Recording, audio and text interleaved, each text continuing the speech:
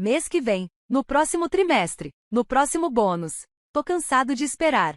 Naquela noite, fiz 3 ligações. Uma pro advogado em quem eu confiava. Uma pro contador da família, aquele que nunca gostou do meu pai. E uma pro meu amigo de Boston, especialista em direito imobiliário, um cara calado, extremamente preciso e que me devia um favor. No dia seguinte, começamos a investigação. Tudo o que foi preciso foi um e-mail com os documentos anexados. Poucos dias depois, meus pais receberam uma notificação formal por carta registrada. Eu nem precisei ouvir a reação deles. 10 minutos depois, meu irmão Tyler me ligou, perguntando o que eu tinha feito. Desliguei sem atender. Passei os dias seguintes ajudando o tio Rick a limpar a garagem. Foi aí que encontrei uma caixa de fitas VHS antigas. A maioria era de filmes caseiros, empoeiradas, sem rótulo, mas uma tinha um pedaço de fita adesiva na frente com algo escrito à mão, reunião de julho de 2002. Coloquei para rodar naquela noite, só por tédio.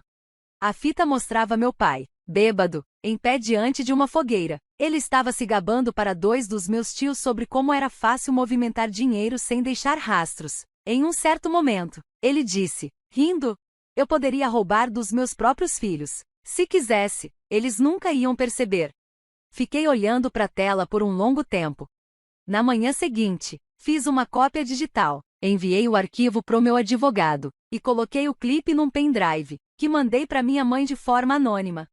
3 dias depois, ela me ligou. Ela estava chorando, não para pedir desculpas, mas implorando. A mensagem de voz dela tocou no viva voz, enquanto eu estava sentado à mesa da cozinha da cabana do tio Rick. Ela chorava tanto que mal conseguia formar as palavras. Dizia que não sabia o que estava acontecendo, que tudo estava desmoronando, que eu precisava parar com aquilo, que eu estava destruindo a família. Deixei a mensagem tocar até o final. Depois, apaguei. Tio Rick estava sentado à minha frente, terminando o café. Ficou em silêncio por um tempo. Depois levantou os olhos e disse: vamos fazer doer de verdade. Foi o sinal verde que eu nem sabia que precisava. Comecei pelo fundo fiduciário. Uma vez que a investigação foi aberta, tudo começou a andar rápido. O fundo era legalmente protegido contra qualquer tipo de manipulação interna por parte da família e, ao pegarem meu dinheiro, meus pais, sem perceber, ativaram toda a cláusula de proteção. Não era mais só sobre os meus 18 mil dólares. Todos os bens que meu avô havia vinculado à família precisavam agora ser revisados, contabilizados e auditados. Isso incluía o carro que meus pais tinham alugado em nome do meu avô depois que ele faleceu, e a casa de férias que eles estavam alugando por fora, sem declarar nada. Em 48 horas, um contador forense entrou em contato com eles. Eu nem participei das ligações, mas soube que estavam completamente em pânico. Foi aí que fiz meu próximo movimento. Aquela empresa de fachada que criei anos atrás, nos meus tempos de startup, a Tyler C. Investments ainda estava ativa. Eu a tinha usado uma vez só, como piada, para cobrar um cliente, mas ela tinha uma conta bancária real, e estava no nome do meu irmão. Totalmente legal. E agora, extremamente útil. Juntei todas as transações suspeitas dessa conta, incluindo a última parte do meu capital inicial, cerca de 6 mil dólares que havia sido depositada pouco antes de tudo acontecer. Montei o quebra-cabeça. Com a documentação certa, parecia que Tyler tinha ocultado renda não declarada enquanto se inscrevia para bolsas e empréstimos estudantis. Enviei denúncias anônimas para a faculdade e para o departamento de educação. No terceiro dia, a ajuda financeira dele foi congelada, enquanto aguardava a investigação. Suas aulas foram canceladas. Ele foi impedido de permanecer no campus. Disseram que ele não podia voltar até que tudo fosse resolvido. Ele voltou para casa no fim de semana. Me ligou 6 vezes naquele dia. Depois começou a mandar mensagens. Dizia que não fazia ideia do que eu estava fazendo, que não tinha pegado dinheiro nenhum, que aquilo não era justo. Eu não respondi. Ele estava certo, não era justo. Mas também não era justo ser roubado pela própria família, e ainda ouvir que era para a educação do seu irmão. E eu ainda não tinha terminado.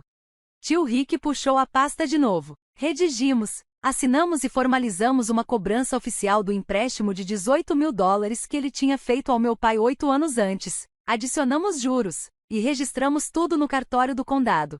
Depois disso, fizemos um requerimento de hipoteca sobre a casa. Não a casa onde crescia nova, aquela que meus pais compraram depois da grande promoção do meu pai, a casa que eles estavam tentando vender para se mudar para o sul. Agora, essa casa estava legalmente congelada. Não podia ser vendida, nem refinanciada, nem usada como garantia. 2 dias depois, recebi uma ligação de um número desconhecido. Era meu pai. Deixei tocar até cair na caixa postal. Então, dei uma volta de carro, passei pela frente da casa só para ver o que estava acontecendo. Havia um caminhão de mudança parado na frente, mas ninguém carregava nada. Meu pai andava de um lado para o outro no jardim, gritando ao telefone. Minha mãe estava sentada na varanda, com o rosto escondido entre as mãos. Tyler estava parado perto do carro, parecendo completamente vazio. Aquele carro, uma Mercedes SUV preta, estacionada bem na calçada. Lembrei quando eles compraram. Minha mãe chamou de compra de comemoração. Disse que era um presente de formatura para o Tyler. Foi assim que minha mãe chamou aquele carro, mas, depois de uma busca mais aprofundada nos registros públicos, descobri que as placas estavam no nome dele, e o veículo havia sido listado como um ativo vinculado à faculdade nos documentos financeiros dele coassinado pelo meu pai.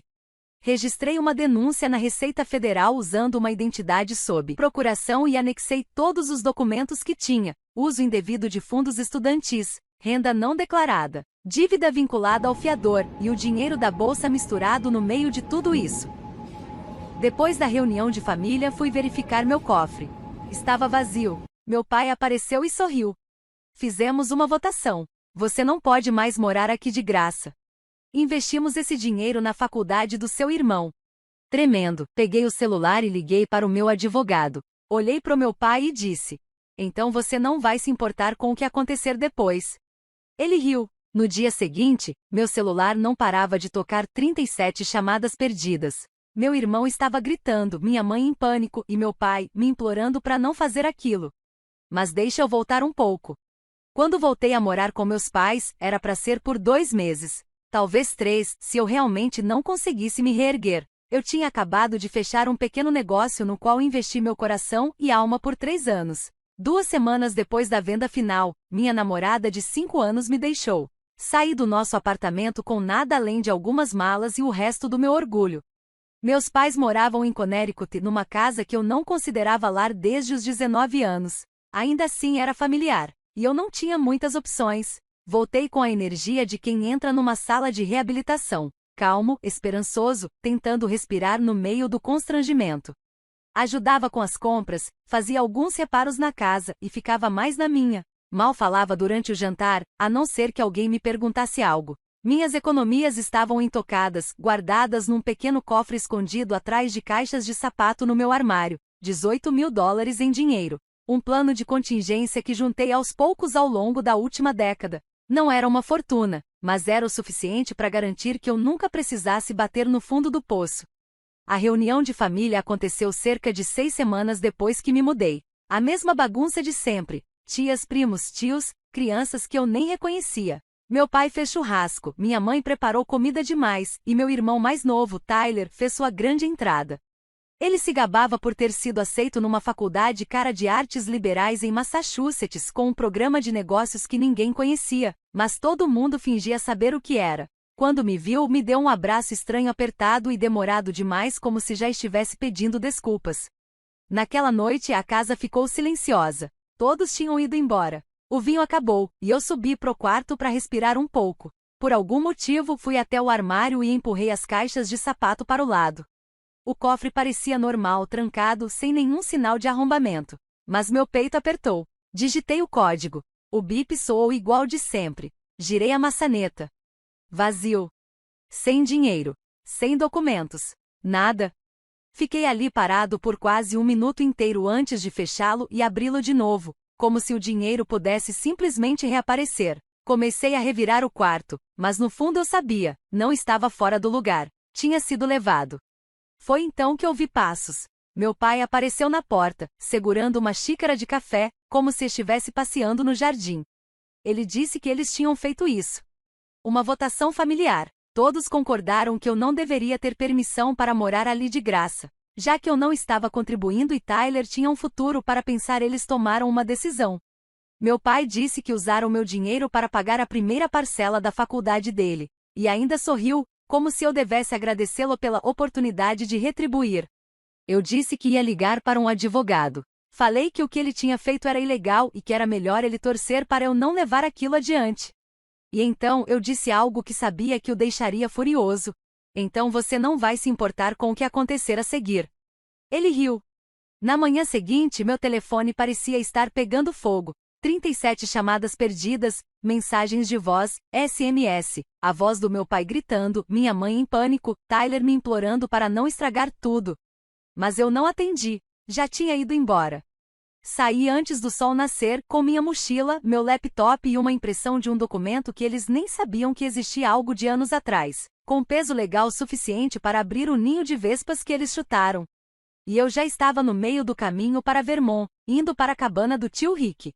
Ele atendeu no segundo toque. Finalmente puxaram essa porcaria, hein? Ele disse. Agora vamos fazer eles se arrependerem. Você não vai voltar lá. E eu não voltei. Não até ser hora de mostrar a eles o que é um erro de verdade. A cabana do tio Rick não era exatamente um refúgio acolhedor. Era uma estrutura de 2 andares no meio da floresta, longe de qualquer coisa que pudesse ser chamada de civilização. Ele construiu quase tudo sozinho depois de largar o emprego nas finanças e decidir que o mundo moderno podia ir pro inferno. Cheirava pinho, fumaça e gasolina. Não tinha Wi-Fi, nem TV, só um telefone fixo, o gerador e um silêncio mais honesto do que qualquer coisa que eu tinha ouvido em anos. Quando estacionei na entrada de Cascalho, tio Rick já estava sentado na varanda, tomando café de uma xícara lascada, vestindo o moletom com as mangas cortadas. Ele não fez perguntas. Só assentiu com a cabeça e disse que meu quarto era no andar de cima. Na manhã seguinte, comemos ovos e salsichas em pratos de lata na varanda dos fundos. Ele acendeu um cigarro, mesmo tendo dito que tinha parado. Então me pediu para contar tudo. E eu contei. Do dinheiro desaparecido ao sorriso presunçoso no rosto do meu pai, da parte em que eles disseram que votaram para usar minhas economias na faculdade do meu irmão. Contei como minha mãe tentou agir como se aquilo fosse um sacrifício nobre, e como Tyler não disse uma palavra durante tudo isso. Tio Rick ficou em silêncio por 1 minuto. Depois perguntou se eu ainda tinha os papéis do fundo do vovô. Assenti. Estavam na minha mochila. O fundo não era grande, cerca de $40.000 no total, mas tinha uma cláusula que me protegia especificamente contra abuso financeiro por parte de membros da família. Nunca pensei que isso realmente fosse servir para alguma coisa até agora. Tio Rick se levantou, foi até dentro da cabana e voltou com uma pasta empoeirada. Dentro dela havia registros de anos anteriores, contratos, cartas, recibos digitalizados e, no meio de tudo isso, um documento de dívida assinado pelo meu pai, um IOU, datado de 2015. Ele havia pegado emprestado exatamente $18.000 do tio Rick, a mesma quantia que eu tinha no meu cofre. Nunca pagou. Tio Rick disse que ele sempre vinha com a mesma conversa. Não demorou. O sistema sinalizou a conta para uma auditoria pendente. Foi aí que puxei o último pino. Havia um blog em New Haven que publicava histórias sobre corrupção local e escândalos, uma operação pequena, mas com um alcance surpreendente. Enviei um e-mail anônimo, incluindo o clipe em VHS do meu pai, se gabando de roubar dos próprios filhos em 2002. Juntei também os documentos essenciais, a carta que revogava o auxílio estudantil, o resumo da investigação do fundo fiduciário, tudo. No e-mail escrevi apenas: a história é real. Se tiverem dúvidas, a prova está anexada. Eles publicaram no dia seguinte. Família de Connecticut enfrenta acusações de abuso financeiro, fraude e má administração patrimonial. A matéria viralizou mais rápido do que eu imaginava. Um site de notícias regional republicou. Depois, alguém postou no Reddit. Um ex-colega do meu pai viu, comentou, aparentemente a empresa já estava investigando denúncias antigas de clientes. Foi o que bastou. Meu pai foi suspenso até o fim da semana. Quando a van de notícias apareceu na frente da casa deles, recebi uma mensagem de texto do Tyler. 3 palavras apenas. Por que você? Eu não respondi. Mas queria ter dito, porque você viu tudo isso acontecer comigo, e não disse nada. Naquela noite, o tio Rick me entregou uma cerveja. A gente não disse nada. Só ficou ali, olhando o céu ficar laranja por trás das árvores. Depois de um tempo, ele falou: "Você tá só começando, garoto." E ele estava certo. Não foi só o artigo. Foi tudo o que veio depois. Quando a história ganhou as redes, tudo passou de uma queima lenta para um colapso total. O rosto do meu pai aparecia borrado na versão online, mas isso não adiantava. As pessoas o conheciam, colegas de trabalho, o pessoal do clube de campo, os vizinhos. Recebi uma mensagem de uma garota com quem eu não falava há anos. Sua família é uma bagunça, hein? Caramba! Mas já não era só vergonha. Eles estavam começando a perder o controle. 3 dias depois da publicação, o tio Rick recebeu uma ligação de um contato que ele ainda tinha no cartório de inventário. Parece que meu pai tinha dado entrada em uma nova petição. Ele estava tentando alegar que o fundo fiduciário havia sido mal administrado, que o testamento do vovô era falho, que tudo precisava ser revisado por suspeita de irregularidades. Um movimento desesperado. A última cartada para tentar recuperar o controle. Tio Rick soltou uma risada quando ouviu isso e disse: "Deixa ele tentar. Ele não tem ideia do que a gente ainda tem." E realmente não tinha. Porque eu ainda não tinha usado a gravação de 2007. Um vídeo caseiro, de um jantar de ação de graças, na nossa antiga casa. Meu pai estava conversando com um dos meus tios sobre um dinheiro extra que ganhava oferecendo consultoria só em espécie. Se gabava de nunca ter declarado nada. Disse que era fácil movimentar esse dinheiro pelas contas dos próprios filhos para evitar ser pego. Na frente da câmera, ele chegou a dizer que uma vez abriu uma conta poupança no meu nome e eu nunca soube disso. Digitalizei tudo e enviei, mais uma vez anonimamente, pro investigador do IRS que já estava cuidando do caso. Mas não foi isso que desmoronou tudo. O que desabou tudo foi o banco. Tio Rick me orientou a entrar com um pedido formal de acesso a registros bancários antigos, associados àquela conta de fachada, Tyler C. Investments. Eu esperava encontrar apenas alguns depósitos suspeitos. O que eu não esperava era a conexão com minha mãe. Ela vinha fazendo transferências pequenas $300 aqui, $150 ali da própria poupança para a conta, por mais de um ano. Os campos de finalidade nos extratos eram vagos, mas o padrão era claro. Fundo escolar do Tyler. Emergência. Mensalidade. Ela não só estava envolvida, estava ajudando a encobrir. Movimentando dinheiro discretamente, provavelmente para parecer que o Tyler era mais independente financeiramente do que realmente era. Aumentando, assim, a chance de conseguir auxílio estudantil. Eu nem precisei fazer nada. Quando o setor de auxílio financeiro da faculdade viu toda a documentação, o destino do meu irmão foi selado. Ele não foi suspenso, foi expulso. Auxílio cancelado, matrícula bloqueada, registro marcado por fraude. 2 dias depois, Tyler apareceu na cabana do tio Rick. Eu não esperava por isso. Ele parecia mais magro, mais abatido, mais velho. Ficamos do lado de fora enquanto o tio Rick nos dava espaço. Tyler me perguntou se eu o odiava. Respondi que não. Só, não me importava mais. Então ele disse algo que eu não esperava. Contou que minha mãe estava dormindo no quarto de hóspedes. Que meu pai não falava com ninguém. Que uma carta do IRS tinha chegado naquela manhã, falando de impostos atrasados e de uma auditoria formal. Disse que minha mãe começou a procurar emprego. Que meu pai parou de se barbear. E então ele disse a única coisa que realmente me pegou de surpresa. Encontrei algo na mesa do meu pai. Acho que você deveria ver. Ele me entregou um envelope lacrado. Dentro, havia uma carta datilografada datada de 2009. Não era para mim. Era pro meu avô. Uma confissão. Meu pai tinha pegado emprestado $2.500 do meu avô e prometeu devolver em 5 anos. Nunca devolveu. A carta terminava com uma frase que me acertou como um soco. Se você contar para o Alex ou para o Rick, isso vai destruir o que sobrou da nossa família. Nunca foi só sobre o dinheiro. Era sobre controle. Poder. Tyler foi embora sem pedir nada. Não chorou. Não implorou. Só disse. Eu não sabia o que eles estavam fazendo. Juro. Mais tarde, naquela noite, o tio Rick olhou para a carta em silêncio. Depois disse. Seu pai não é só um ladrão. Ele é um covarde. E então sorriu, como se estivesse guardando um trunfo. Se você quiser terminar isso, eu tenho mais uma carta para jogar. O que ele me contou depois disso mudou tudo. Quando comecei tudo isso, eu não me importava com as manchetes. Com a vergonha pública. Se meus pais chorassem. Se meu irmão tivesse que largar a faculdade. Ou se os vizinhos começassem a cochichar no supermercado. Eu só queria uma coisa, meu dinheiro de volta. Os 18 dólares, 000 que eles tiraram do meu cofre como se não significassem nada. O dinheiro que eu juntei ao longo de 10 anos de luta, bicos, freelas, cortando cada centavo possível quando eu mal tinha o que comer. Eu tinha planos, segurança, oportunidades.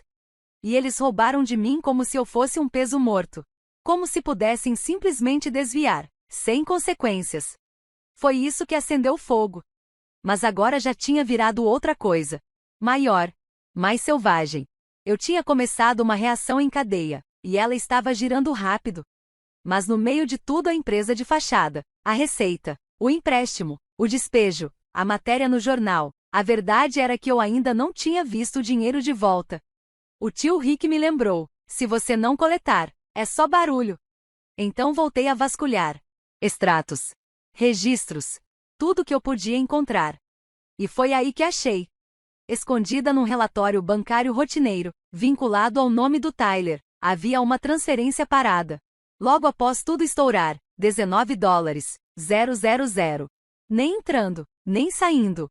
Apenas parados. Em um banco que eu não reconhecia. Peguei o número de roteamento. Não era em Connecticut. Era em Nova Jersey. Era uma agência diferente do mesmo banco onde meu pai trabalhava antes de ser promovido. Liguei pro banco, fingi ser o Tyler. Disse que perdia acesso à conta e precisava de ajuda para redefinir as credenciais. Pediram uma verificação básica. Eu tinha tudo. Data de nascimento, últimos dígitos do social, endereços antigos. Eu cresci com ele, eu vi ele preencher formulários. Eles me deram um login temporário. E lá estava, 19 dólares, 426,88. Intocados. Marcados como reserva educacional de dispersão. Não era bolsa. Não era auxílio. Era meu. Transferido do que tinham me roubado, jogado numa conta de retenção, quietinho, só esperando, caso as despesas da faculdade subissem. Tio Rick e eu entramos em ação. O advogado dele protocolou uma reclamação formal de restituição com toda a documentação e o histórico do fundo. Mas a gente sabia que aquilo ia levar tempo. Então eu fiz outra coisa. Uma coisa que eles não esperavam. Apareci lá em casa, sem avisar. Bati na porta como se eu não tivesse acabado de tocar fogo naquele mundo inteiro. Minha mãe atendeu. Parecia que não dormia há dias. Pedi para falar com meu pai. Ele veio até a porta, braços cruzados, o rosto duro como pedra. Eu disse que sabia onde o dinheiro estava. E que ele tinha uma escolha. Devolver cada centavo em 48 horas. Ou eu ia levar tudo pro tribunal civil.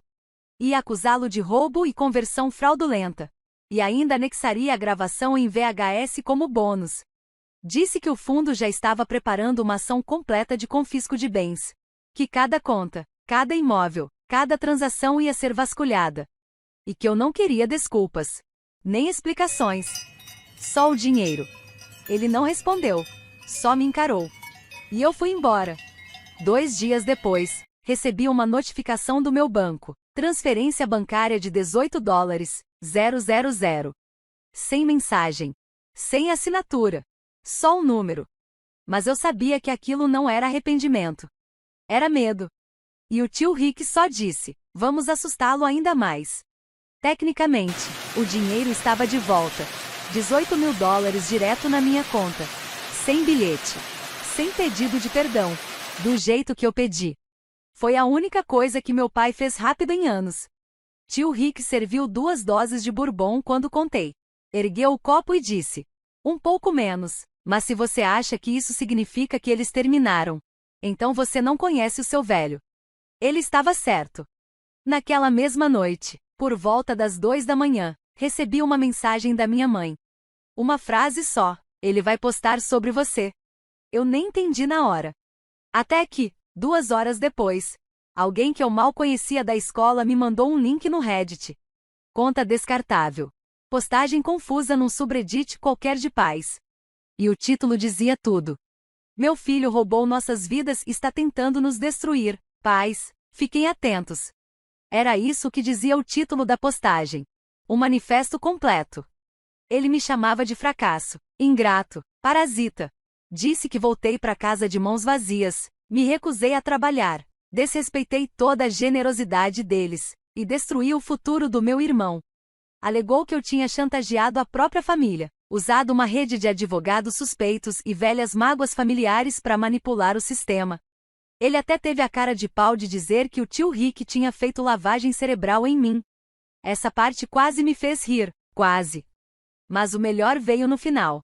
Ele escreveu: se alguém souber uma maneira eficaz de impedir que um filho adulto destrua o seu legado, me mande uma mensagem direta. Estou falando sério. Eu não respondi. Não precisava. O Reddit fez o trabalho por mim. As pessoas destruíram a postagem. Linkaram a notícia original, postaram prints das provas, arrastaram ele pela lama. Ficou tão feio que ele apagou a conta em menos de 12 horas. Mas eu salvei tudo. Só para garantir. Aquilo foi a gota d'água. Virei pro tio Rick e falei que cansei de jogar na defesa. Não queria só sair de casa. Queria sair da história inteira. Do nome. Da bagunça. Então fiz algo que estava pensando fazia semanas. Mudei meu sobrenome, legalmente. Sem drama. Só um formulário simples no cartório. Algumas assinaturas com firma reconhecida. Mas quando saí de lá, parecia que tinha cortado uma corda que me estrangulava há anos. 2 dias depois, arrumei minhas coisas e me mudei. Um apartamento pequeno, só meu. Nada chique. Um canto tranquilo num prédio de 3 andares, com escada de incêndio e um aquecedor velho que fazia barulho cada vez que ligava. Mas era meu. Comprei um sofá usado no Craigslist. Peguei uns discos num brechó. Instalei meus alto-falantes antigos. Toquei o mesmo álbum repetidamente por uma semana inteira. Não contei pros meus pais para onde estava indo. Não deixei endereço. Mudei meu número. Bloqueei qualquer número vinculado àquela casa. Eles não tinham mais como me achar. Deixei só uma mensagem. Num documento trancado no meu laptop. Caso um dia eu decidisse entrar em contato de novo. Dizia: você me ensinou a lutar, e depois esqueceu que eu podia. Mas eu não tô amargurado. Tô livre. E o tio Rick? Ele ainda estava só começando.